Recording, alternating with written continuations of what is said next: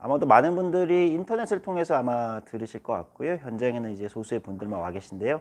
오늘 뭐 길지 않은 시간, 그리고 여전히 좀 논쟁적인 주제이지만 이 주제에 대해서 함께 생각해보는 시간을 가져보도록 하겠습니다. 프랜시스 후쿠야마의 책이죠. 존중받지 못하는 자들을 위한 정치학이라는 책이 나름 많은 사람들한테 이제 화제가 되기도 했는데요. 오늘 그 책을 주제로 그리고 이제 책과 연관된 다양한 이야기들 좀 한번 해보도록 하겠습니다.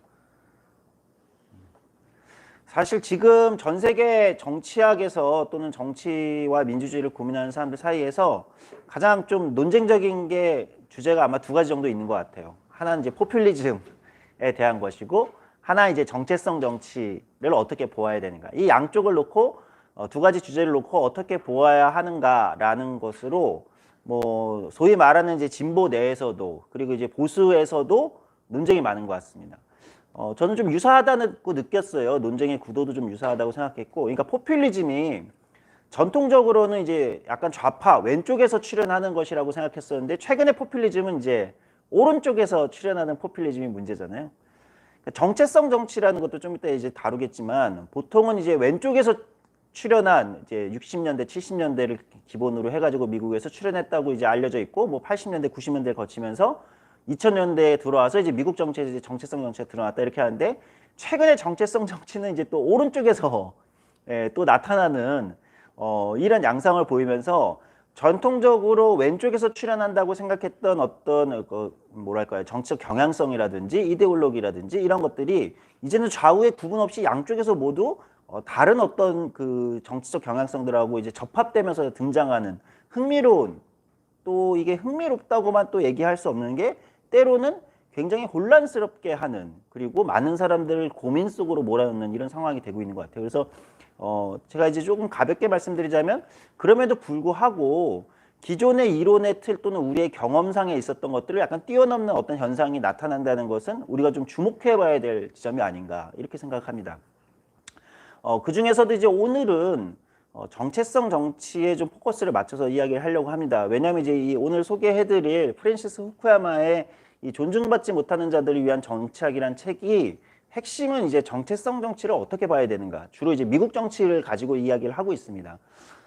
정체성 정치를 어떻게 봐야 되는가를 주제로 이제 후쿠야마가 책을 썼죠. 근데 사실 프랜시스 후쿠야마는 알고 계신 분들이 있을지 모르겠지만 이제 90년대 초반에 역사의 종말이라는 책으로 많은 전 세계 진보 진영들이 이제 비판과 비난과 지탄의 대상이 됐던 사람인데, 그럼에도 불구하고 다소 보수적이라고 느낄 수 있는 이 미국의 정치학자가 정체성 정치를 바라보면서 어떤 고민을 가지게 되었는가는 우리한테 좀 시사하는 바가 좀 있을 것 같다는 생각을 해요. 많은 사람들이 이제 정체성 정치를 우려한다는 목소리가 굉장히 큰 것 같아요. 그러니까 이건 왼쪽이든 아니면 후쿠야마 같은 약간의 오른쪽에, 다소 오른쪽에 있는 온건 보수적인 입장에 있는 사람들이든 우려한다는 얘기를 많이들 하는 것 같아요. 대표적으로 이제 왜 우려하느냐를 이제 두 가지 정도로 정리를 해보면, 질문들을, 하나는 어떤 사회운동이 지나치게 파편화되는 게 아니라는 두려움이 있는 것 같아요. 두려움이랄까요? 또는 걱정이죠. 왜 이렇게 사회운동이 서로가 서로를 공격하고 싸우지? 파편화된다는 어떤 우려. 그러면서 좀 다소 배타적이 되는 건 아닐까? 서로가. 그러니까 사회운동이나 시민사회의 어떤 특징은 굉장히 연대하고 뭔가 통합되고 이런 걸라고 우리는 어떤 경향성으로 이제 체험으로 알고 있는데, 이게 서로 배타적으로 되는 느낌 같은 게 있으니까 갑자기 이제 두려움이 들기도 하고, 두 번째 이제 제가 볼 때는 민주주의 공론장의 문제인 것 같아요.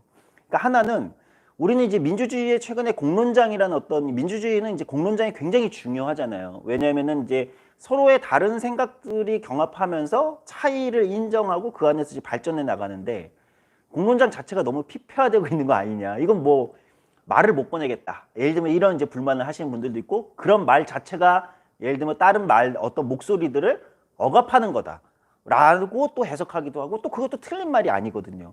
이러다 보니까, 그리고 이제 서로가 서로의 어떤 정체성이나 좀 이따 말씀드리겠지만 사회적 정체성에 기반해서 서로가 서로를 마치 공격하는 듯이 느끼게 되고, 또는 조롱이나 증오의 어떤 언어가 이제 많이 공론장을 지배하면서 많은 사람들이 민주주의의 공론장이 너무 피폐해지고 있고 이것은 곧 민주주의의 어떤 위기로 가는 것은 아닐까? 이런 걱정도 좀 하는 것 같아요. 그리고 이제 두 가지를 말씀드렸는데 세 번째 정체성 정치에 대한 우려가 세 번째 하나가 더 있긴 합니다. 오늘 이제 이 강의 자료에는 적진 않았지만 하나 이제 정당들이죠. 정당들이 소위 말하는 현실 정치의 정당들이 유권자 전략으로서 정체성 정치가 유효한가에 대한 이제 우려와 질문들을 하는 것 같아요. 아, 우리 정당이 너무 정체성 정치로 가고 있는 거 아니야? 이러면 득표. 어쨌든 정당들은 최대한 많은 득표를 해서 이제 집권하는 게 권력을 향해 가는 게 목표이잖아요, 기본적으로. 그러다 보니까 정당들 내에서 소위 말하는 정당의 전략가들이라든지 정당의 정치인들이 아, 우리 정당들이 너무 약간 유권자 전략으로서 정체성 정치를 택하는 거는 뭔가 이 약간 이제 실수라기보다 이제 잘못된 전략이 아닐까? 이런. 근데 이제 세 번째는 제가 볼 때는 뭐 굳이 정체성 정치에 오늘 우리가 이제 이론적으로 또는 이제 사색적으로 다뤄볼 만한 내용보다는 현실 정치에서의 어떤 정당의 전략 전술에 관련된 얘기이기 때문에 오늘 이제 주된 주제로 잡지는 않도록 하겠습니다. 그래서 이 두 가지 우려가 사실은 한국만이 아니라 전 세계적으로 있는 것 같아요.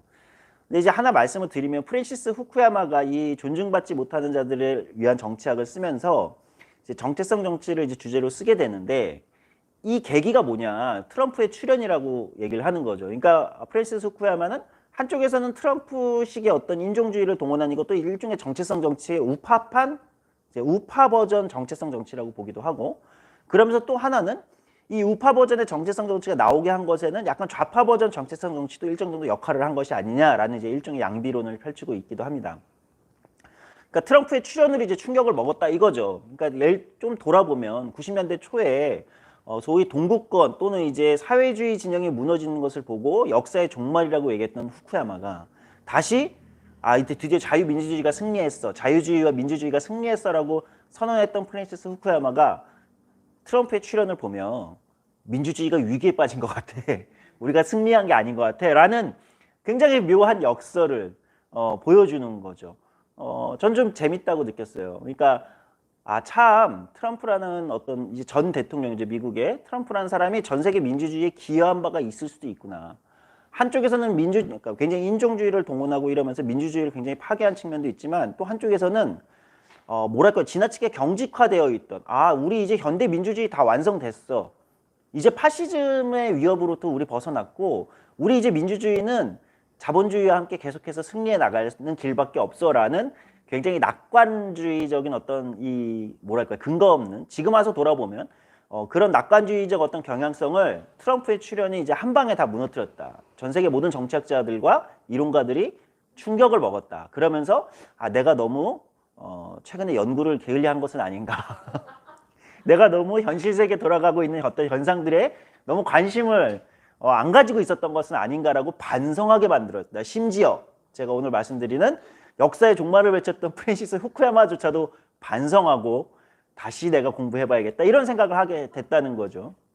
사실 후쿠야마만이 아닙니다. 뭐 저희가 이제 마키아벨리 편지 저희 정치발전소 하는 데서 이제 데이비드 런시먼이라든지 수많은 정치학자들 누스바움도 마찬가지잖아요. 사실은 트럼프의 당선을 보면 이걸 어떻게 봐야 될 것인가 예를 들면 그러니까 전 세계 유수의 석학들이 다시 한번 검토하게 됐다. 저는 그래 트럼프 현상의 어떤 긍정적 측면이랄까요? 우리가 꼭 트럼프를 나쁜 사람으로만 볼 건 아니다. 이런 생각을 잠시 하게 됐습니다. 네. 어쨌든 다시 돌아오면요. 그래서 결국은 이제 오늘 주제로 다룬 정체성 정치. 이제 뭐 위키백과에서 이제 규정되어 있는 정체성 정치의 이제 규정은 특정 범주와의 형태로 특정한 사회 집단이 억압받고 있다는 인식하에, 그렇죠. 이 억압은 실제 하는 인식만이 아니라 이제 실제 하는 억압이기도 합니다. 성별, 젠더, 종교 또는 장애, 민족, 인종, 성적 지향이라든지 문화, 이게 문화도 굉장히 중요할 것 같은데요. 이렇게 공유되는 어떤 집단의 정체성을 기반으로 하는 이제 정치 동맹을 이제 의미한다. 또는 정치 운동이겠죠. 이것이 이제 정체성 정치로 한다가 이제 소위 옥스퍼드의 이제 규정이고, 그 다음에 이제 이게 위키백과에 있는데요. 뭐 이제 이 규정 자체도 갑론을박을 할 수는 있을 것 같아요. 그러나 어쨌든 우리는 오늘 이제 요 정도 규정에서 한번 출발을 해보자 이런 말씀을 드리면서 이야기를 하도록 하겠습니다. 어쨌든 시작은 정체성 정치의 우려는 굉장히 많은데 오늘 이제 제 강의의 핵심은 때로는 우리가 이제 어떤 쉽게 또는 쉽게 설명하기 당장에 직관적으로 설명하기 어려운 무엇을 만났을 때 또는 다소 생소한 무엇을 만났을 때 본능적 두려움을 느낍니다. 이거는 인간만이 아니라 사회도 그런 것 같아요. 어떤 운동이 또 새롭게 출현했을 때 대부분 사회는 본능적 두려움을 느낍니다. 기존의 운동가들도 마찬가지거든요. 기존의 정치도 마찬가지입니다. 저는 이게 굉장히 중요한 어떤 그 운동과 정치의 어떤 그 동학이라고 생각하는데요. 역학이라고 생각하는데, 저는 오늘 약간 이 정체성 정치에 대한 두려움이 다소 과장되어 있는 것은 아닌가, 또는 두려움의 방향성이 잘못된 것은 아닌가? 라는 이제 이야기를 우리가 함께 나눠보고 싶어서 오늘 강의를 진행하도록 하겠습니다.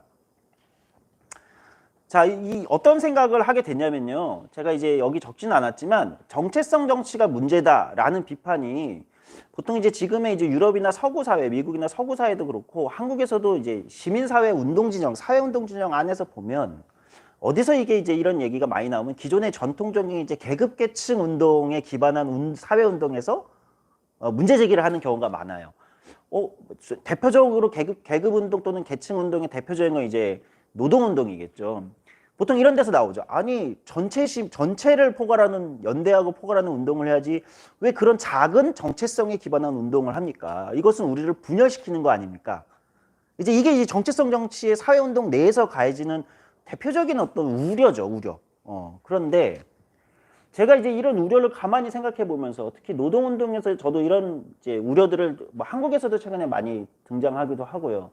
근데 어떤 에피소드가 하나가 생각이 났습니다. 어떤 에피소드냐면 실제로 10년 정도 전에 제가 경험했던 에피소드인데, 당시에 저는 이제 청년 유니온이라는 청년 세대의 노동조합, 그러니까 청년 세대가 노동시장 내에서 한국의 2010년대 초에 2010년이죠. 한국의 노동시장 내에서 청년 세대가 겪는 특별한 노동 문제가 있다. 이 문제를 해결하기 위해서 청년들이 이제는 조국과 민족의 미래를 책임지는 청년 학도가 아니고, 또는 노동자들과 연대하는 어떤 지식인이 아니고, 또는 무슨 X세대라든지 무슨 세대가 아니고 노동자로 호명되어야 되는 것이 아닌가, 청년들이. 이제는 예비 노동자 또는 노동자로 이미 아르바이트하는 청년들, 또는 일을 하고 있는 신규 어떤 그 취업시장에 들어가서, 노동시장에 들어가서 새로 일을 하고 있는 이 수많은 청년들을 이제는 80년대식 문법이 아니라 조국과 민족의 미래를 책임지는 무엇이 아니라 노동자로 호명해야 되는 것은 아닌가라는 문제의식을 갖게 됐습니다. 왜냐하면 실제 현실에서 청년들이 수많은 노동 문제를 겪고 있었거든요. 청년 실업 문제, 아르바이트 노동 문제, 또는 비정규직 문제라든지. 그래서 이제 청년 세대의 노동조합인 청년 유니온이라는 걸 만들어 보자. 이제 노동조합이란 거, 노동자로 우리 스스로 호명하고 노동조합을 통해서 우리 문제를 해결해 보자라고 이제 새로운 사회 운동을 이제 시도하게 됐죠. 근데 그 당시 기존의 노동운동에 계셨던 분들이 당시에 이제 저희 노동조합의 청년 유니온이라는 저희 청년 세대 조합원이 100명도 되지 않는 저희 노동조합의 위원장 여성분이었는데, 술자리에서 이제 이러더라고요. 손을 내밀어 보라고. 그래서 이제 저희 위원장이 손을 딱 내미니까 손을 이렇게 딱 보더니, 봐봐, 굳은 살도 없고 기름때도 안 꼈잖아. 네가 어떻게 노동자야? 딱 이렇게 딱 얘기해요. 근데 그게 저는 아직까지도 잊혀지지 않는, 무슨 분노로서 잊혀지지 않는다는 얘기가 아닙니다. 저는 이게 분노를 이미 다 소화한 이제 그런 사람이어서. 네. 네, 그런데요. 네. 잠시 제가 말을 더듬었습니다. 어쨌든 분노로서 잊혀지지 않는다는 것이 아니라 그게 굉장히 상징적인 어떤 기억으로 남아 있어요.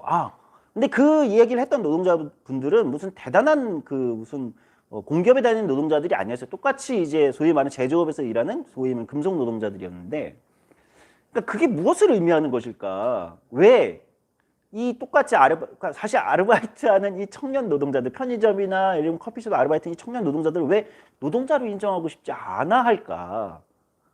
이게 저는 굉장히 오랫동안 남아있던 의문이었는데, 제가 최근에 이제 이 책을 보고 정체성 정치를 둘러싼 우려나 논쟁들을 보면서 사실 그 에피소드가 떠올랐어요. 뭐냐면 어쩌면 한국의 노동운동은 가장 거대한 정체성 정치는 아니었을까? 노동자라는 정체성, 그 정체성은 아마 한국의 노동운동은 1960년대 말 70년대 초에 전태일 정신으로부터 거슬러 올라가고, 그 전태일이라는 이름이 곧 이제 다음 달 11월 13일이면 전태일 열사 기일인데, 전태일이라는 이름이 상징하는 어떤 모습이 있지요. 또는 전태일이 함께 하고자 했던 당시의 어떤 젊은 여성 노동자들의 모습이 있습니다. 사실 그 대부분 청년 노동자들이었죠. 당시에 당신 여공이라고 표현했던, 또는 시다라고 표현했던. 그러니까 전태일 스스로도 사실은 갓 20살이 넘은 사실 청년이었고, 근데 어쨌든 한국의 노동운동은 그 전태일 정신이라는 걸 노동자로 호명하고 거기서부터 자기 정체성을 구성을 하고 그 사회적 정체성을 기반으로 해서 스스로들을 호명하고 사실은 튀어나온 거거든요. 그리고 여기까지 이르렀습니다. 저것은 정체성 정치가 아닌가. 그리고 제가 말씀드린 그 에피소드는 어떻게 보면은 지금 정체성 정치에서 서로가 다양한 정체성들이 이제 부딪히기도 하는데 갈등하기도 하는데 거기서 익숙하게 볼 수 있는 모습이기도 하잖아요. 네가 진짜 여성이야? 예를 들면 증명해봐. 어떻게 증명하지? 예를 들면 젠더를 뭐 예를 들면 수많은 것들이 있잖아요. 인종적인 어떤 갈등에서도 비슷한 식의 우리는 에피소드들을 얼마든지 찾아볼 수 있다는 생각이 들었어요. 그러니까 제가 이렇게 얘기하면 사실은 한국의 노동운동을 하시는 분들은 신성모독이라고 느낄지도 모르겠어요. 왜 그분들은 정체성 정치 싫어하시는 분들이 많아서 우리를 감히 이렇게 얘기하지만 저는 그런 측면에서 정체성 정치라는 단어가 다소 과장되어 있거나 또는 이상하게 불편하게 여기는 어떤 지점들이 있는 것 같아요. 그러니까 이거는 다소 과장되어 있는 측면이 있다. 그것이 그렇게 나쁜 것인가? 이런 생각을 한번 가지게 된 거예요. 그 에피소드가 저에게 이제 이 책을 보면서 계속해서 머릿속에 맴도는 거죠. 도대체 사실 정체성 정치로부터 출발하지 않는 사회운동이라는 것이 존재할까?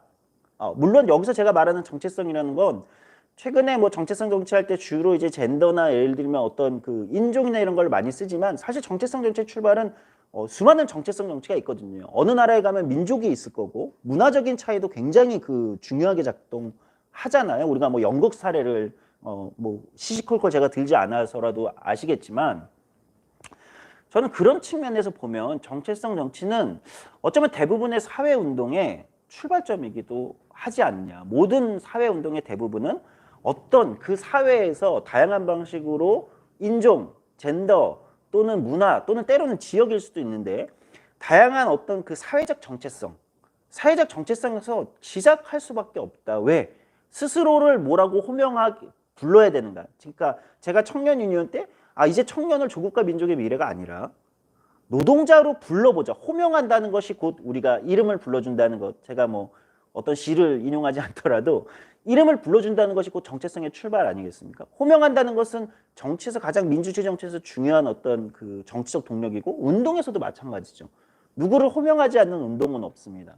혹자들은 이렇게 얘기할지도 몰라요. 이슈가 있잖아요. 이슈. 예를 들면 부동산에 집 없는 사람들, 그러니까 부동산 문제에 저항하는 운동. 이거는 정체성이 아니라 이슈잖아요. 부동산 문제는. 그런 게 정말 그런 거예요. 그 운동이 이제 진짜 운동으로 전환될 때는 누구를 호명하죠?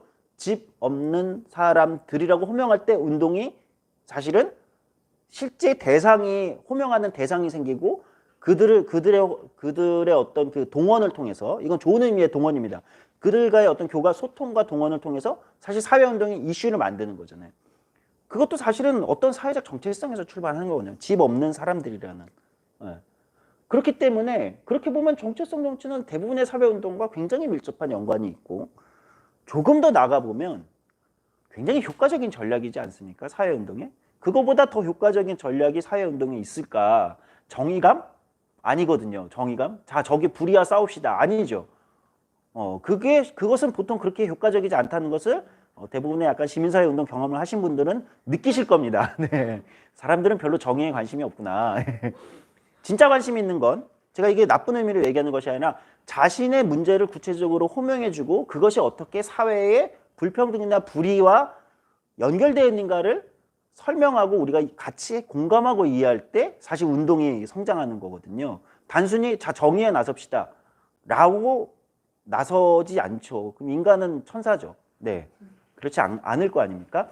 그렇게 보기 때문에 사실 정체성 정치는 사회운동의 굉장히 효과적인 전략이기도 하지만 굉장히 그 사회운동, 시민사회운동의 어떤 출발 지점과 굉장히 밀접하게 맞닿아 있기도 하다.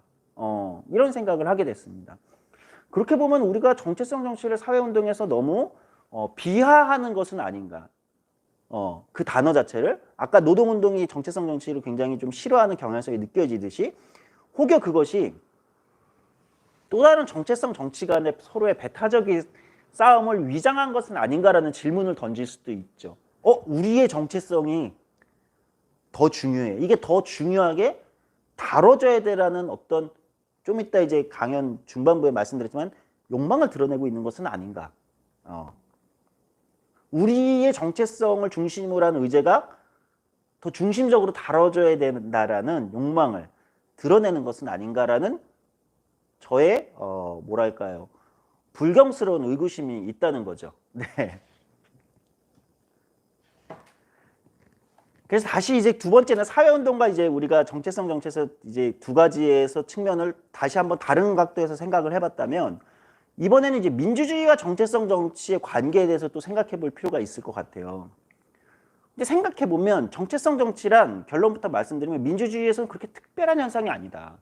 너무 자연스러운 현상이 아닌가? 이런 겁니다. 사실 민주주의라는 그 정확히는 통치 체제, 오늘은 이제 우리가 편하게 하기 위해서 민주주의라는 정치 체제는 수많은 정치학자들과 수많은 석학 뭐랄까 고대 철학자들에서부터 사실 비아냥의 대상이고 굉장히 위험한 정치 체제로 인식되어 왔습니다. 그 가장 큰 이유는 어리석은 다수가 공동체를 굉장히 위험한 곳으로 몰고 간다. 또는 이 다수의 이 시민들은 또는 다수의 민중들은 굉장히 선동에 취약하다. 그래서 이 순식간에 이것이 다수의 전제로 될 수가 있다. 다수의 전제. 소수를 억압하는. 가장 큰 약점입니다. 사실은 민주주의라는 정치 체제가. 왜? 민주주의는 어쨌든 다수의 의견에 따라서 그 공동체를 어쨌든 운영하는 과정을 겪잖아요. 근데 이 다수 때문에 소수의 의견이 사실은 배제되고 억압되는 것이 민주주의에서 굉장히 위험한 현상이죠. 사실 이거를 굉장히 우려했고, 이것은 그 뭐를 의미하냐? 자유를 억압하게 되는 거예요. 그러니까 사람들은 우리가 평소에는 민주주의가 자유와 굉장히 친화적이라고 생각하지만, 사실 민주주의 통치 체제의 굉장히 본질적인 시스템은 자유와 때로 굉장히 충돌합니다. 우리가 오늘 주제로 다루진 않지만 포퓰리즘이라는 것이 사실은 그런 측면이 있죠. 포퓰리즘이 굉장히 민주주의적인 현상, 평범한 보통 시민 다수의 어떤 열정과 에너지를 동원하지만, 사실 권위주의적 포퓰리즘적 권위주의가 나타날 정도로 사실은 어떻게 되죠? 우리 단일한 순수한 민중, 기득권에 저항하는, 부패한 기득권에 저항하는 단일한 순수 민중의 누가 왜 안에서 내부 총질하지? 네, 이 단어 참 좋은 단어가 아니지만, 내부 총질이라는 단어. 이제 포퓰리즘적 현상에서 대부분의 나라들에서 나타나는 어떤 질문인데, 사실 그렇거든요. 네. 이게 뭐냐면 포퓰리즘도 오늘 말씀드리겠지, 오늘 주제는 아니지만 굉장히 민주주의적 현상이잖아요. 민주주의의 굉장히 본질적인 어떤 부분하고 연결되어 있는 거잖아요. 그러니까 정체성 정치도 저는 이제 그런 측면으로 볼 수 있지 않겠냐, 이런 이제 고민을 하게 되는 거죠. 이제 민주주의의 가장 큰 단점이 이제 민주주의가 이제 그렇게 스스로 자유를 억압하게 되는, 또는 다수의 전제라는 건 다양성을 억누르게 되겠죠. 자연스럽게. 왜? 다양성은 수많은 소수들로 이루어져 있으니까. 그렇죠? 그래서 민주주의는 때로 자유와 갈등하고 때로 다양성을 억압할 위험성 있는 정치체제, 통치체제로 이해되어 왔는데, 이 위험성을 민주주의자들이 스스로 어떻게 극복을 하는가, 여기에 굉장히 중요한 지점이 있는데, 그것은 뭐냐? 다수가 동질적인 집단이 아니라는 겁니다. 이게 굉장히 민주주의에서 지금 현대민주주의, 우리가 살고 있는 민주주의 정치에서 우리가 잊지 말아야 될 굉장히 중요한, 다수는 절대 동질적인 집단이 아니다. 다수는 수많은 다양성과 수많은 소수들로 이루어져 있는 것이고, 그 수많은 다양성과 소수들을 그 다수 안에서 우리가 굉장히 그들의 갈등과 균열들, 그들이 겪는 어떤 다양한 문제들을 우리가 다룰 수 있다면, 다수의 전제가 아니라 이것은 수많은 다양성들의 통치로 전환될 수는 없는가. 그러니까 이제 민주주의가 발견한 자기의 약점을 극복하기 위해서 발견한 새로운 길이라고 할 수 있죠. 현대민주주의는 사실 그래서 이 틀에 있죠. 그럼 수많은 소수로 이루어진 수많은 소수들이 자신의 갈등을 가지고 이 목소리들이 경합하는 공간이 필요한데, 그게 공론장이겠죠. 네, 그게 공론장이고, 그 목소리를 좀 이따 뭐 나오겠지만, 그 목소리들을 각자들의 더 중요하다고 생각하는 있잖아요. 그 목소리들로 정리해내는 조직이 정당이겠죠. 현대민주주의는 사실 이런 과정들을 거쳐가지고 지금 안착됐고, 우리는 그 안에서 어쨌든 살아가고 있는 건데요. 그러니까 민주주의라는 것이 이런 과정에서 이제 스스로의 약점을 극복해왔다, 이렇게 말씀드릴 수 있을 것 같아요. 그런데 여기서 이제 정체성 정치와 연관이 되는 것은, 그런데 이제 이 다수가 동질적 집단이 아니라고 제가 말씀을 드렸습니다. 수많은 소수들로 이루어져 있다고 우리 단순화시킨다면, 그 수많은 소수들은 수많은 자기의 사회적 정체성을 갖고 있다는 거죠. 그렇잖아요. 수많은 노동자들도 있을 거고요. 노동자 소수, 뭐 보통 자본주의 경제에서 소수는 아니지만 어쨌든 자기의 수많은 사회적 정체성들을 갖고 있다는 겁니다. 성소수자들도 있을 거고요. 굉장히 다양하잖아요. 녹색의 가치를 지향하는 사람들도 있을 거고요. 그러니까 다양한 사회적 정체성의 근거에서 이 다수라는 건 어떻게 구성되는 거냐면 민주주의에서 이 다양한 사람들이 집단들이 자기의 사회적 정체성의 근거에서 어떤 욕망을 가지고 이게 민주주의의 또 강력한 효과가 있다고 이제 이 지점에서 이제 프랜시스 후쿠야마가 존중받지 못하는 자들을 위한 정치학에서 굉장히 저 개인적으로는 굉장히 감명하면서도 탁월하게 설명했다는 것은 민주주의라는 현상은 대등해지려는 욕망과 함께 출발을 했다는 거죠. 사실 민주주의는 또 그것을 굉장히 강력하게 내재하고 있습니다. 민주주의 정치의 엄청난 장점이잖아요. 민주주의가 왜 훌륭한가?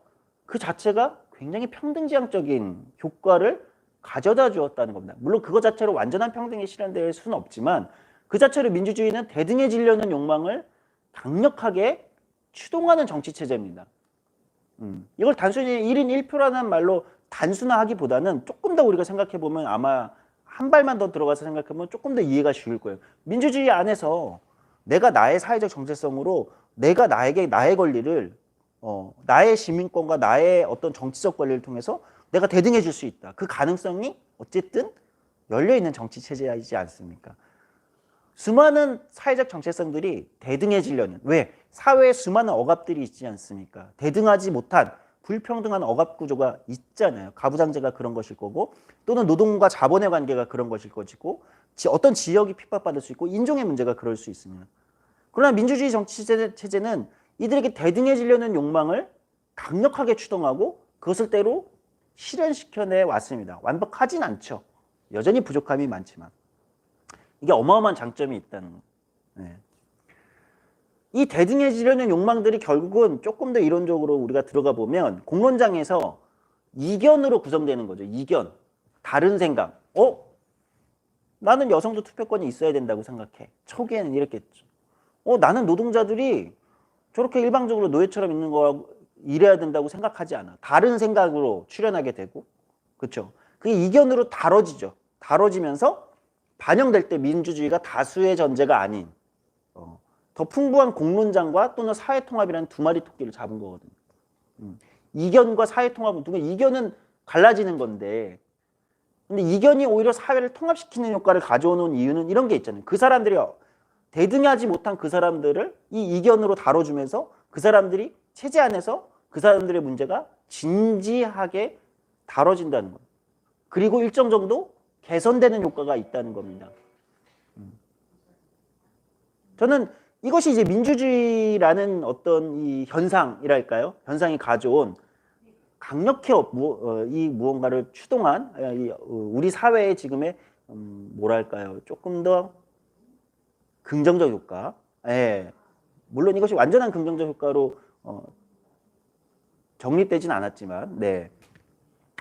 그렇게 본다라면 정체성 정치란 본질적으로 대등해지려는 욕망에서 출발하는 거잖아요. 자신들의 사회적 정체성이 억압받고 있다. 아까 이제 우리가 제일 처음에 정체성 정치 이제 이 소위 말하는 위키백과 옥스퍼드 이제 이 정의를 봤는데, 그러니까 특정한 사회 집단이 즉 특정한 사회적 정체성이 억압받고 있다는 인식하에 이것을 가지고 대등해지려는 욕망이 추동되고 민주주의 안에서 이것이 정치로 등장하는 거잖아요.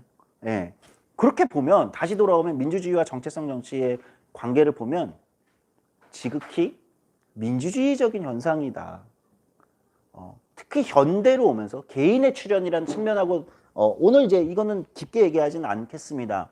그러나 이제 프랜시스 후쿠야마가 책에서 많이 다루지 개인의 자아의 출현이라는 개인의 출현이라는 측면에서 본다면 더더욱더 지극히 민주주의적인 현상이 아니냐. 제가 포퓰리즘이 민주주의적인 어떤 현상에 내재되어 있는 현상이라면 정체성 정치는 민주주의가 발전해 오면서 어느 순간 등장할 수밖에 없었던 민주주의적 현상이라고 볼 수도 있다는 겁니다. 그리고 저는 그렇게 이해될 필요도 있겠다. 아까 그런 측면에서 정체성 정치가 왜 사회운동에 굉장히 출발점이 되고 효과적인 전략이 될 수밖에 없는가도 저는 약간 맥락이 맞닿는 지점이 있다라고 생각해요. 왜? 사회운동도 민주주의적 현상이잖아요. 민주주의 이전의 사회운동이라는 것은 뭐 아예 없는 것은 아니지만 굉장히 민주적인 현상이잖아요. 그렇게 보면 저는 정체성 정치라는 것을 그렇게 두려워할 이유가 있는 것인가? 어떤 면에서 민주주의적 현상이기 때문에 이런 생각을 좀 하게 됩니다. 그런데 여기서 이제 또 이렇게만 정리하면 마음은 편할 수 있지만 마음은 편할 수 있지만 뭔가 찝찝하죠. 예, 이건 마음만 편한 거죠. 그럼에도 불구하고 의구심이 남는다는 겁니다. 자, 다시 돌아가 보겠습니다. 제가 포퓰리즘도 상당히 민주주의적인 현상이다. 자연스러운. 왜? 민주주의 자체가 굉장히 포퓰리즘적 요소를 내재하고 있기 때문에. 그렇죠?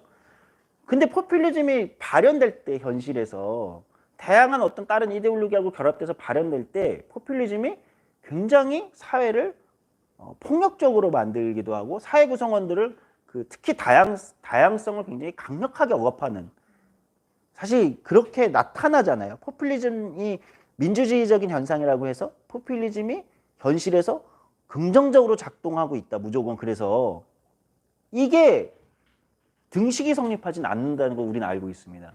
즉 민주주의적 현상이라는 것이 곧 사회에 꼭 좋은 것은 아니다. 우리는 민주주의라는 단어가 너무 좋은 것들과 다 집합체로 자꾸 여기는 경향성이 있으니까 민주주의적 현상이라고 얘기하면 아니 그 좋은 건가 보다 이렇게 생각할지 모르겠지만 사실 아니잖아요. 민주주의 포퓰리즘처럼 민주주의적 현상이 어떤 면에서 너무 두려워할 필요 없는 자연스러운 맥락이 있다고 하지만 그것이 곧 사회에 꼭 긍정적인 것은 아닐 수 있거든요. 포퓰리즘처럼.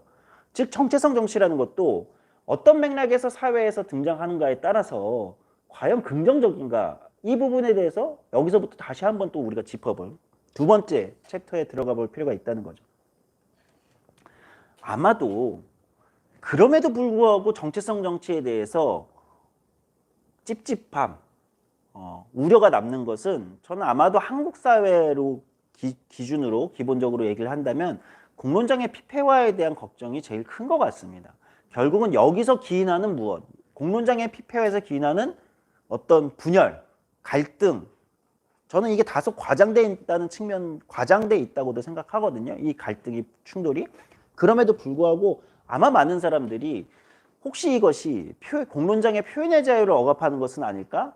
그러면서 공론장을 모두가 각자가 각자의 어떤 피해자 배틀을 하면서 서로의 정체성에 기반한 자신들의 억압의 어떤 피해를 호소하면서 공론장을 피폐화하는 것은 아닐까라는 여전히 찝찝한 질문을 던지고 있다고, 우려가 있다고 생각해요.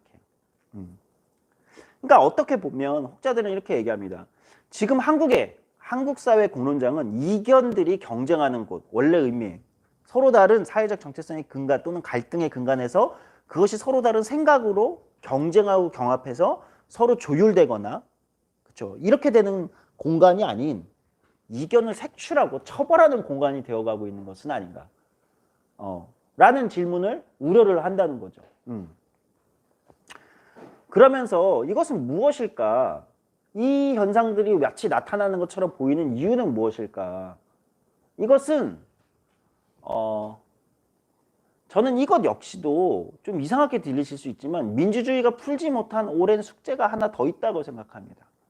민주주의가 풀지 못한, 그러니까 아까 제가 이제 민주주의가 다수의 전제정이라는 어떤 약점을 동질적이지 않은 다수, 다양성과 예를 들면 다양한 소수들의 어떤 집합, 그리고 공론장에서의 그 이견들로 경쟁하는 것, 이것으로 풀어냈다고 얘기했는데 지금까지 현대 민주주의가 풀어내지 못한 굉장히 난제 중 하나는 민주주의가 갖고 있는 굉장히 그 강력히 추동하는 욕망, 대등해지려는 욕망, 이것은 지금까지 현대 민주주의를 이끌어온 사회를 통합시키고 평등화를 어느 정도의 평등을 끌어온 자유를 넓혀온 굉장히 강력한 욕망인데 여기서 이 대등해지려는 욕망이 지배하려는 욕망까지 나가는 것을 사실 민주주의는 스스로 제어하기가 굉장히 어렵습니다. 이건 제도적으로 제어하기가 어렵다는 거죠. 왜? 굉장히 본성적인 측면, 인간의 어떤 본성, 본능, 예를 들면 어떤 사회 집단의 본능과 연결되어 있는 수많은 이제 진화 심리학이나 최근에 사회 심리학들이 얘기하듯이 지배하려는 욕망으로 나아가는 것을 어떻게 견제할 것인가, 어떻게 막아낼 것인가가 민주주의, 현대민주주의의 오래된 난제라는 겁니다. 이것을 어떤 제도와 어떤 윤리나 이런 것들로 잘 되지 않기 때문에 대부분 민주주의라는 것은 제가 이제 어떻게 민주주의는 무너지는가, 스티븐 레비츠키의 이 책을 이제 여기서 이제 또 떠올릴 필요가 있겠는데요. 후쿠야마 역시 이제 굉장히 그걸 이제 많이 끌어오는 것 같은데, 사실 민주주의는 이것을 뭘로 견제했느냐? 규범이거든요, 규범. 어떤 제도나 기가 막힌 어떤 제도적 디자인이 아니라 규범. 우리가 이 선은 넘지 말자. 우리가 이 선은 넘지 말자는 어떤 규범. 어떻게 보면 굉장히 허약해 보이는 거잖아요. 왜? 넘으면 그만이잖아요. 네, 규범이라는 건 넘으면 그만인 거잖아요. 그렇죠? 누구든 먼저 넘으면 되는 거잖아요. 그러나 그걸 넘지 말자는 어떤 규범 속에서 작동해 온 거라는 거죠. 그러니까 민주주의의 약점이랄까요? 여전히 풀지 못한 난제이고 민주주의의 약점인 거죠. 지배하려는 욕망으로 자꾸 나아가려고 하는 것. 그러니까 임기제를 두고 견제하게 만들고, 그렇죠? 권력을 심지어 분립합니다. 분립하기도 하잖아요. 삼권 분립이라고. 이렇게 하기도 하고, 뭐 이런 걸 계속 두는 거죠. 뭐 예를 들면 한국으로 치면 대통령이 연임하지 못하게 한다든지, 이 모든 것이 지배하려는 욕망으로 나아가는 걸 어떻게 민주주의가 막아내는가. 근데 제도로서 안 막아지잖아요. 예, 대통령이 연임 안 하면 지배를 안 합니까? 아니죠. 얼마든지 방법이 있잖아요. 그러니까 대등해지려는 욕망이 어느 순간 지배하려는 욕망으로 가는 것을 어떻게 견제할 것인가. 다시 공론장 문제로 돌아오겠습니다. 우리가 지금 이제 두 번째 챕터는, 오늘 강의의 두 번째 챕터는 공론장의 피폐화에 대해서 다루는데, 공론장에서 지배하려는 욕망이라는 건 뭘까요? 제가 아까 잠깐 이제 강의를 하면서 얘기했듯이 우리의 사회적 정체성을 다루는 우리의 갈등과 우리의 문제가, 우리가 겪고 있는 억압과 이 갈등과 이 문제가 공론장에서 독점적으로 다뤄지고 싶어 하는 욕망. 되게 자연스럽기도 하지 않습니까? 내 문제가 중요하잖아요. 아닌가요? 네. 남의 팔이 아픈 거는 안 중요하시잖아요. 내 팔 아픈 게 더 일단 아야 하잖아요. 그러니까 마치 그런 것처럼 제가 너무 싸구려로 얘기하는 것 같지만, 자신들이 겪는 문제를, 자신들의 갈등과 자신들의 사회적 정체성의 어떤 문제를 그것으로 공론장을 독점하려는 욕망이 공론장에서 마치 지배하려는 욕망과 같은 거라는 거죠. 예, 저는 같은 맥락에 결국 이제 후쿠야마도 이제 그 부분을 지적을 하는 건데, 지배하려는 욕망, 공론장을 독점하려는 욕망. 사실은 저는 지금 한국의 공론장이 피폐화되고 있는 것은 소수의 사회적 정체성, 소수의 어떤 정체성들이 서로가 이 공론장 전체를 독점하고 싶은 겁니다. 자기가 다수가 아니지만 자기의 생각들로 독점하고 싶어하는 이 경향성들이 강력하게 충돌하고 있어서 그것이 전체 시민들이 겪는 갈등이 아님에도 불구하고 그것이 그 갈등들의 경쟁이라기보다는 그 갈등들의 아귀다툼이 실제로 소수의 그 문제일지도 모르겠지만, 그것이 그 갈등의 어떤 충돌이 마치 공론장의 어떤 균열을 대표하는 것처럼 보여지는 것은 아닌가. 독점하고 있는 것은 아닌가. 일종의 분할 하려는 욕망 같은 것들 있잖아요. 이런 것은 아닌가. 이렇게 돌아볼 수 있다는 거죠. 대등해지려는 욕망에서 지배하려는 욕망으로 이미 나아가고 있다. 그러니까 자꾸 우리가 정체성 정치가 공론장을 피폐화시키는 것은 아닌가라는 의구심을 자꾸 가지게 되는 거죠. 여기서 이제 두 가지 길이 있다고 생각합니다. 저는 아마도 조금 이제 먼저 말씀을 드리면, 정체성 정치 그 자체가 공론장을 독점하려는 욕망으로 바로 이어진다고 생각하진 않아요. 대부분 대등해지려는 욕망의 어떤 과정이라고 봅니다. 그런데 수많은 사회적 정체성들이 대등해지려는 욕망에서 지배하려는 욕망으로 나아갈 위험성은 있다고 생각합니다. 저는 이것을 스스로들이 규범으로 제어하고 서로가 견제하고 정확히는 스스로가 조심하는 게 되게 중요하다고 생각하거든요. 이게 상대방에 대한 마음이죠. 타인에 대한 마음으로 조심하는 것이 굉장히 중요하다고 생각하는데, 이렇게 이제 일종 정도로 이제 컨트롤 된다고 생각해요. 그 마음으로.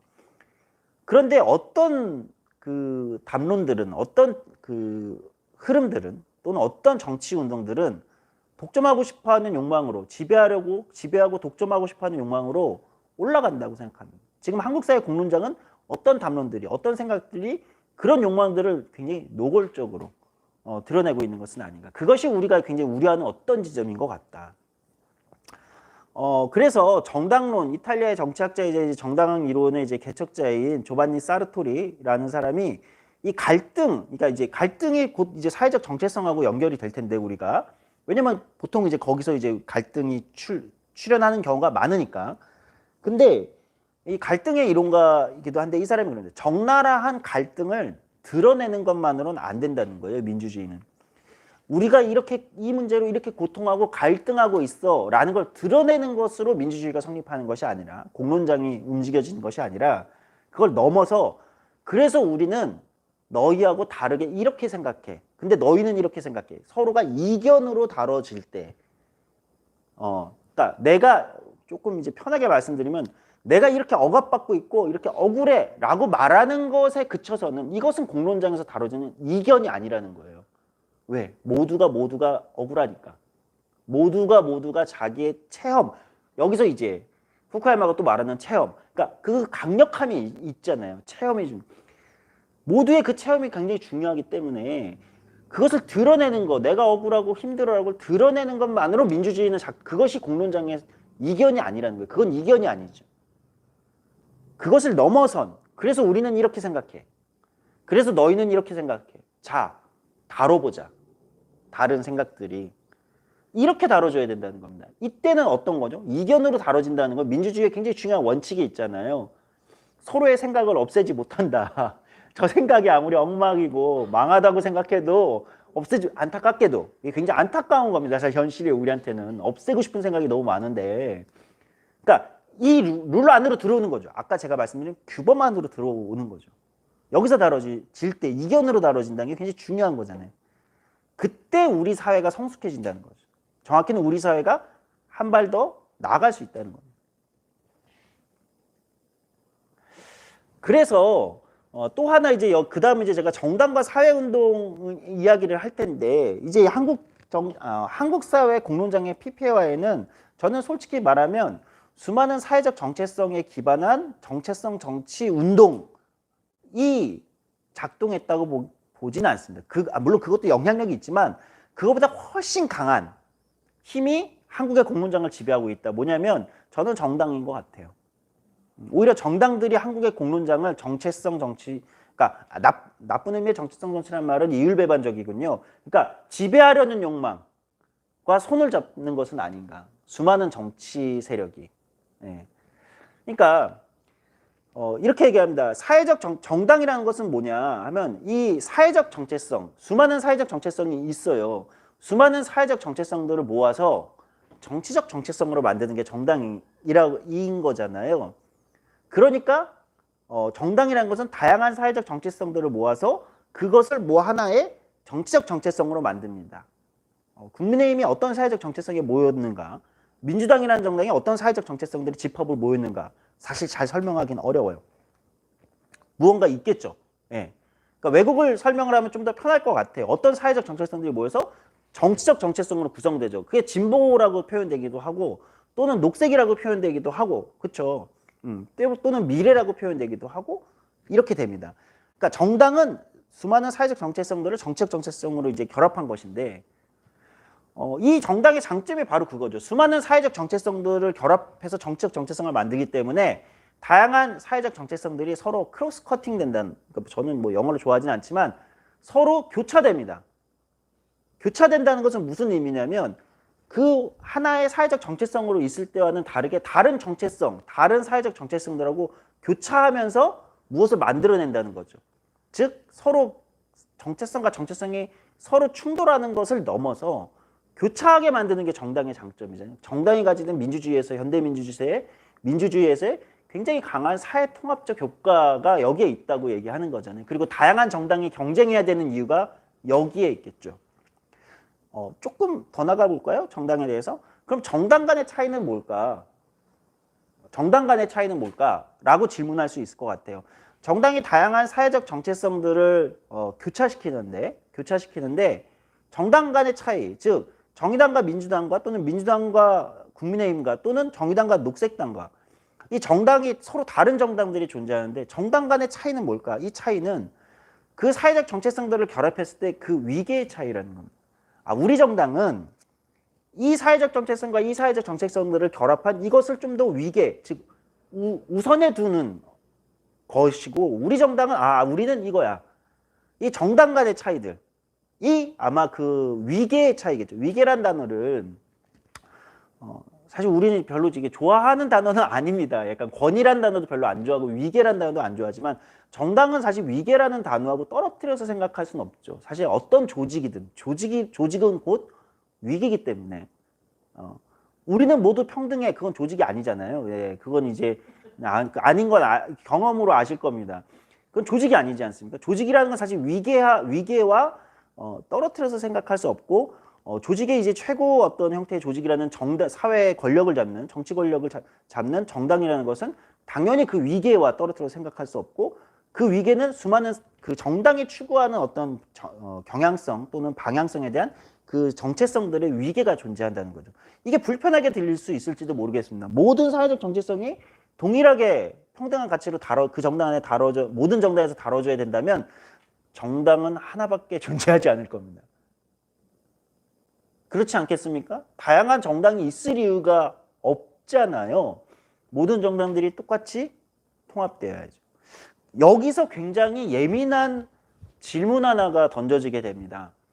한국의 수많은 사회적 정체성들이 운동의 어떤 그 형태를 띠고 정당들과 결합을 할 때 또는 정당들의 자신들을 요구할 때 자신들의 주장을 요구할 때 때로 자신들의 물론 열정적으로 자신들의 주장을 하는 것은 좋고 그건 굉장히 중요한 운동이지만 그 각 정당들이 갖고 있는 각자 다른 그 갈등의 위계라는 게 있지 않습니까? 그것 때문에 각자 정당이 다른 건데 그것에 자기들의 어떤 그 갈등과 사회적 정체성에 기반한 갈등으로 그 정당을 지배하고 싶어 하는 것은 아닌가.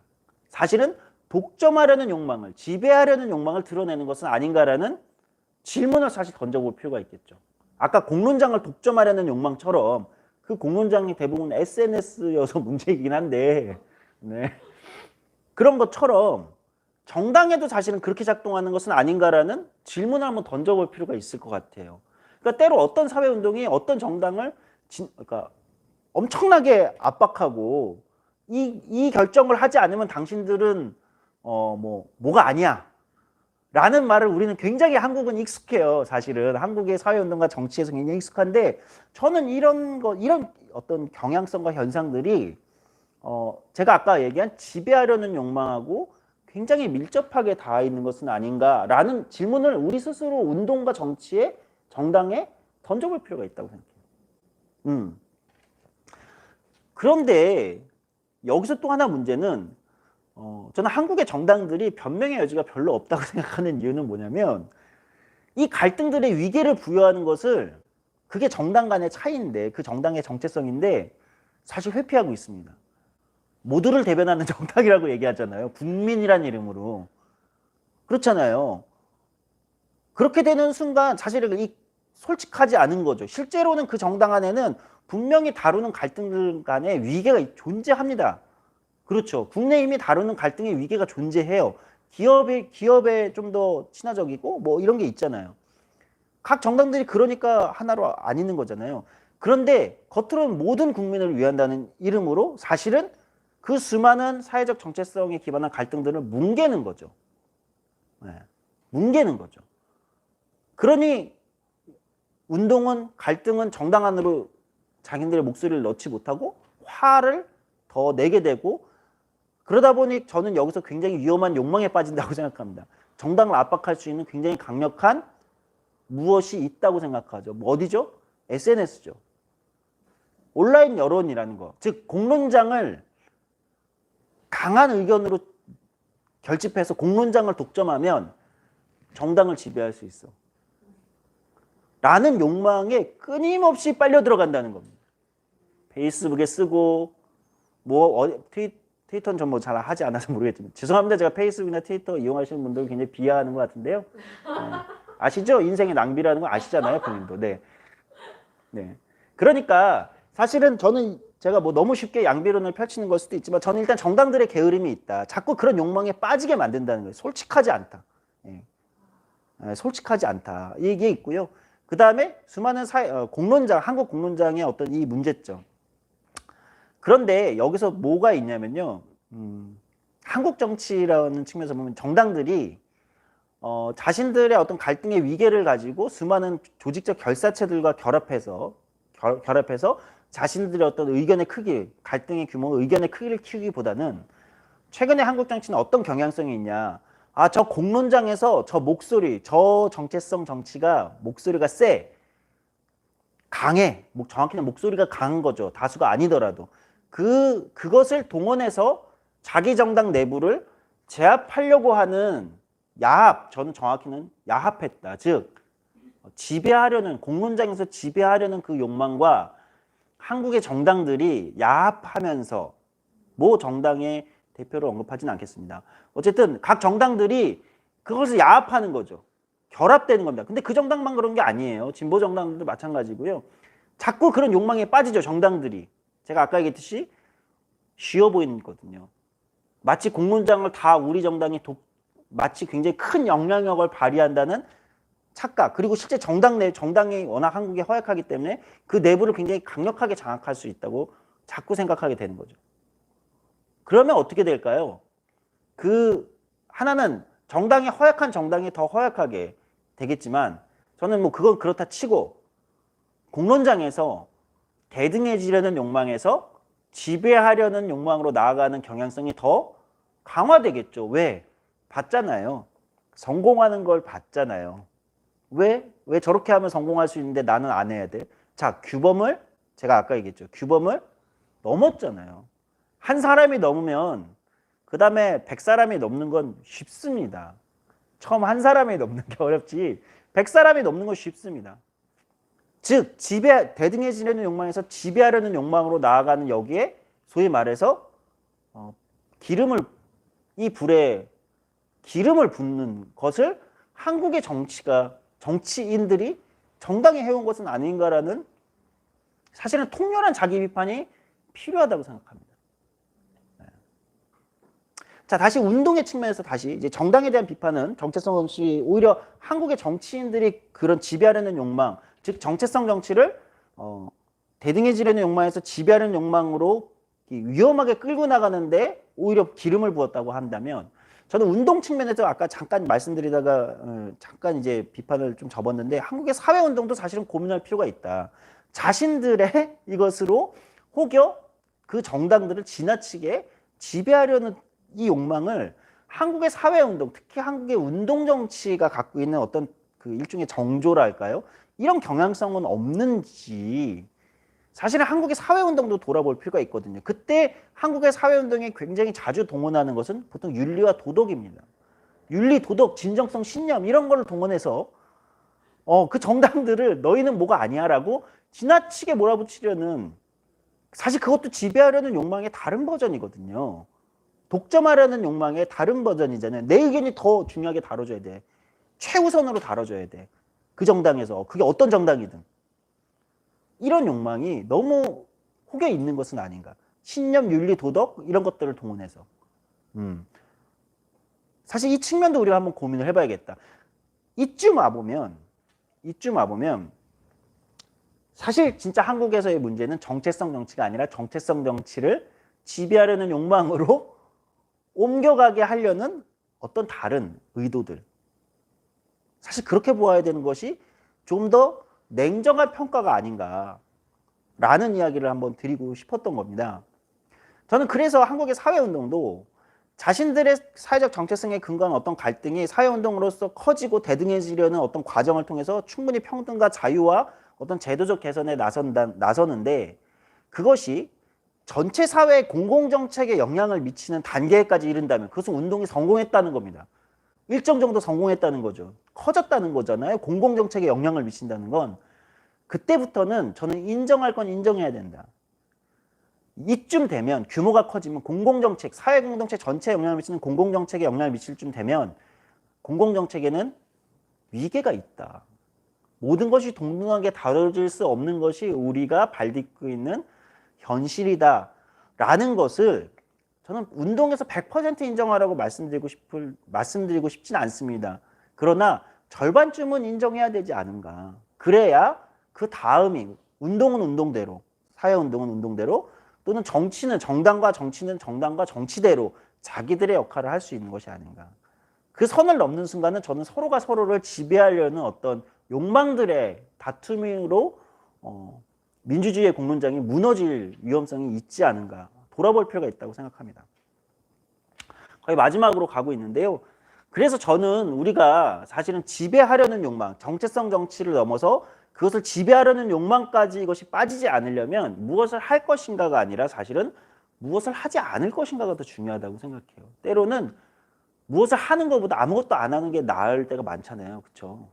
네, 사실 아무것도 하지 마. 그러면 이럴 때가 나은 경우가 있어요.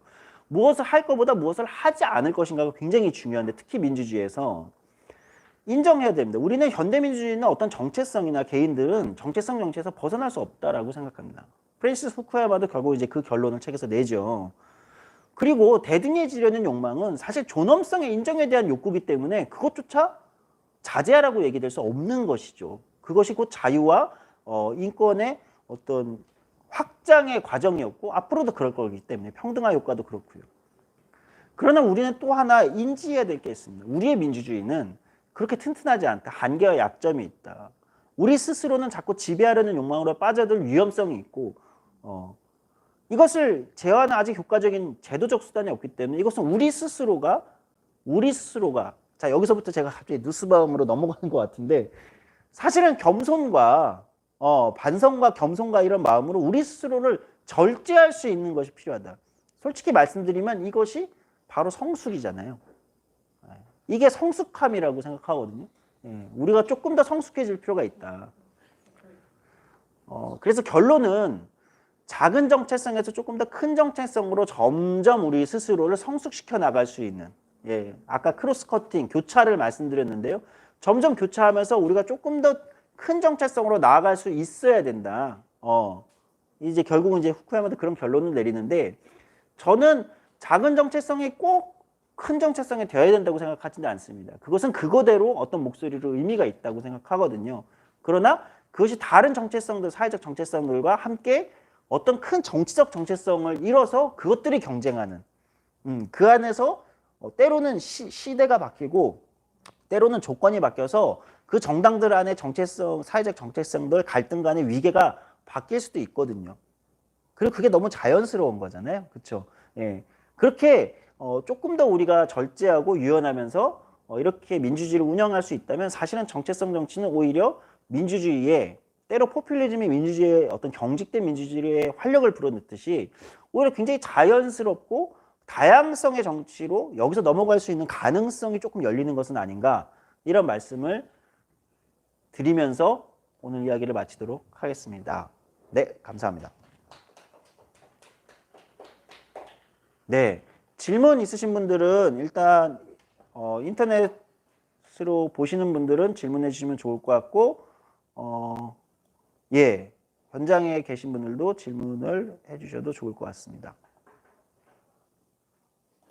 네, 제 자리에서 유튜브가 안 보여서 네.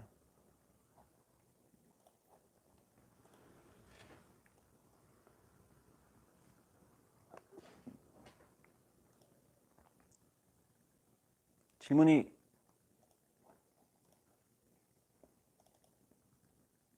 없으면 굉장히 제가 빨리 끝낼 수도 있습니다. 네, 저는 뭐 전혀 두려움이 없습니다. 빨리 끝내는 것에 대해서.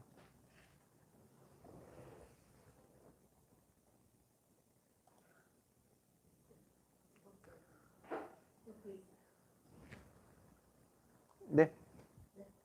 네, 질문 해주시면 어떻게 해야 돼요? 리액션으로 듣고 계시는데.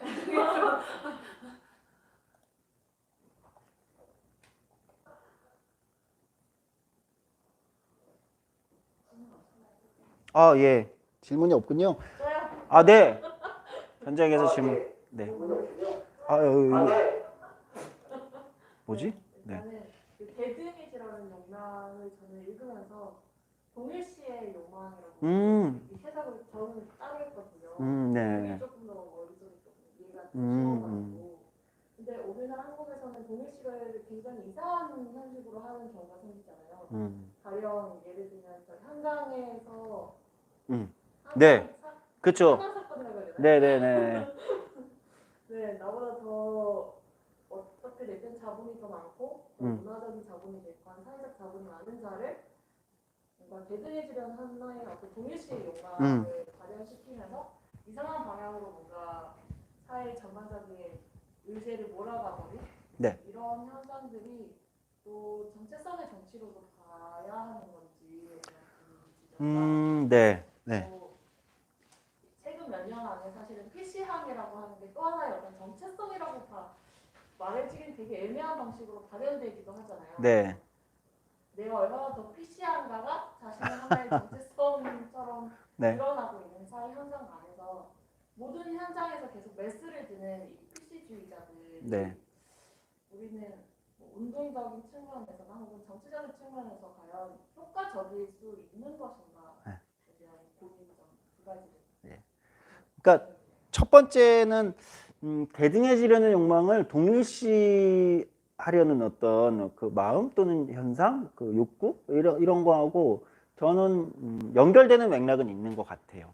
근데 동일시하려는 욕구는 저는 여기 우리가 이제 이 후쿠야마가 책에서 다루는 또는 저의 해석이 조금 다른 건데 저는 그 그러니까 둘은 굉장히 밀접한 건 저도 느낌은 확 오거든요. 저는 약간 동일시하려는 것은 일종의 대등해지려는 욕망의 다른 버전일 수 있을 것 같습니다. 약간 과도한 감정이입. 그러니까 이게 엠퍼시라고 물론 이제 그러니까 이걸 뭐 다르게 거꾸로 얘기하기도 하는데요. 그러니까 엠퍼시냐 심퍼시냐. 그러니까 평등한 관계에서의 공감이냐 아니면은 과도한 감정 이입이랄까요? 엠퍼시. 근데 이제 반대로 해석하는 분들도 있어서 조심스럽긴 하는데 어쨌든 과도한 감정이입. 그러니까 그것의 다른 버전. 동일시는 약간 그런 게 있고, 그럼 왜 그런 현상이 일어나는가? 왜 그런 현상이 일어나는가? 저는 무엇의 결핍에서 일어난다고 보거든요. 그러니까 사실 대등해지려는 욕망도 출발은 무언가의 결핍이 있기 때문에 대등해지려는 욕망이 작동하는 거잖아요. 그 억압의 구조든, 그렇죠? 그러니까 그런 맥락에서는 둘은 연결되는 지점이 있는 것 같아요. 그리고 한국 사회가 그것이 굉장히 강한 어떤 게 있는 것 같아요. 그러니까 정치인에 대해서도 그렇고, 그러니까 거리감 같은 게 잘 없는 사회잖아요. 특히 그래서 뭐 어느 나라나 비슷한 현상들이 일어나죠. 예, 비슷한 이제 뭐 그걸 뭐 팬덤하고도 연결 뭐 조금 과도하게 건너뛰면 할 수 있을지 모르겠지만 그래도 한국은 약간 그게 정치 사회 운동 영역에서 좀 그렇게 나타나는 현상적으로 나타나는 건 확실히 이제 그런 비슷한 맥락이 있는 것 같고요. 그러니까 지배하려는 욕망으로 나아가는 건 또 이런 게 있는 거잖아요. 그러니까 내가 중요한 사람이고자 싶은 욕망하고 연결돼 굉장히 밀접하게 연결돼 있잖아요. 그러니까 내가 과도하게 감정이입하는 거고 내가 뭔가 중요한 사회적으로 굉장히 중요한 어떤 의미 있는 무언가 남들은 모르는 어떤 비밀을 알고 난 무엇을 하고 있어라고 이렇게 생각하게 만드는 것 그런 거하고 연결이 확실히 있는 것 같아요. 동일시의 어떤 현상은.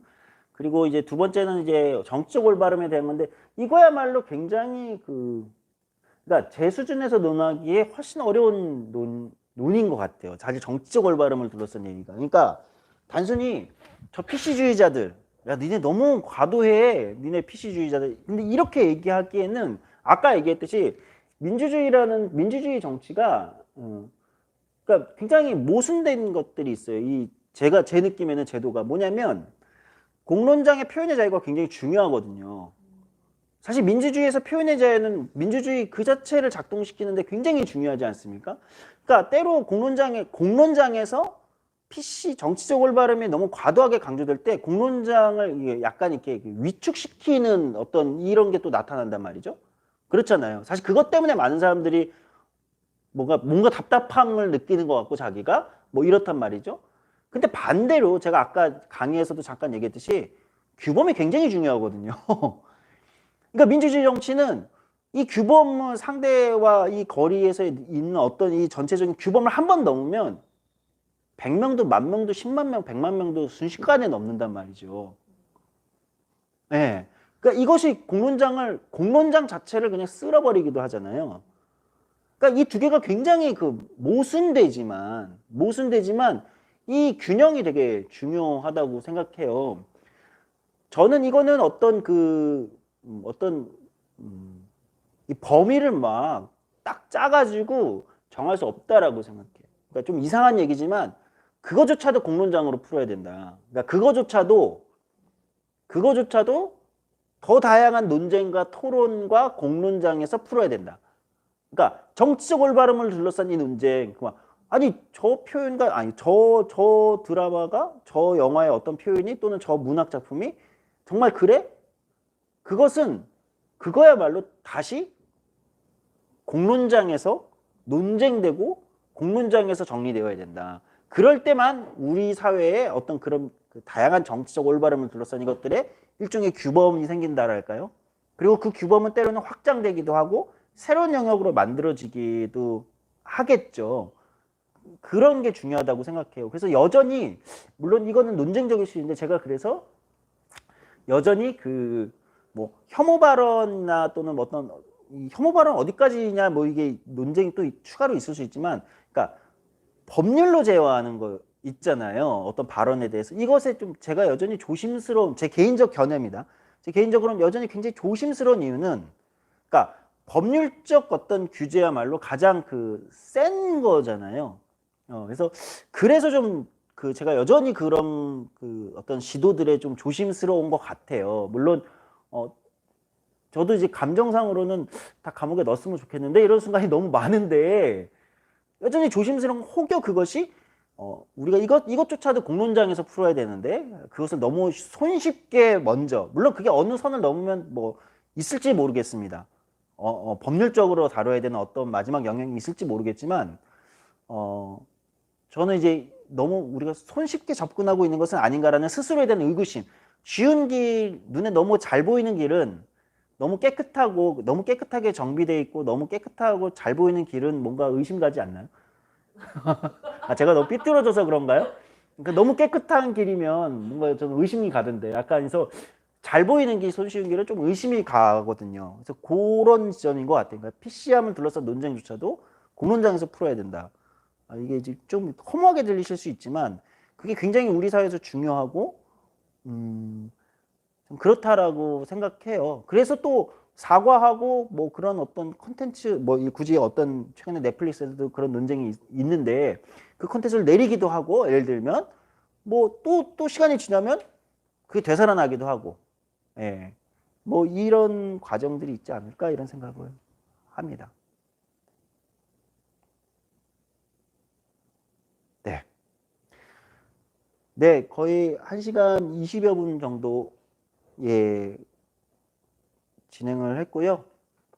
네, 오늘 서울시 평생교육진흥원이 주관하고 정치발전소가 주최하는 우리 동네 책방 배움터, 네, 오늘 마지막 강좌였습니다. 오늘 존중받지 못하는 자들을 위한 정치학 프랜시스 후쿠야마의 책을 가지고 정체성 정치를 둘러싼, 사실은 해답 같은 건 없죠. 강의 들어보시면 아시겠고 책을 읽어보신 분들은 아시겠지만 해답보다는 우리가 생각해봐야 될 지점, 조금 다른 관점에서 바라보는 것, 이런 것들에 대해서 이야기 나눠봤습니다. 예, 그동안 감사했습니다. 또 좋은 강의로 정치발전소가 여러분과 만나도록 하겠습니다. 감사합니다.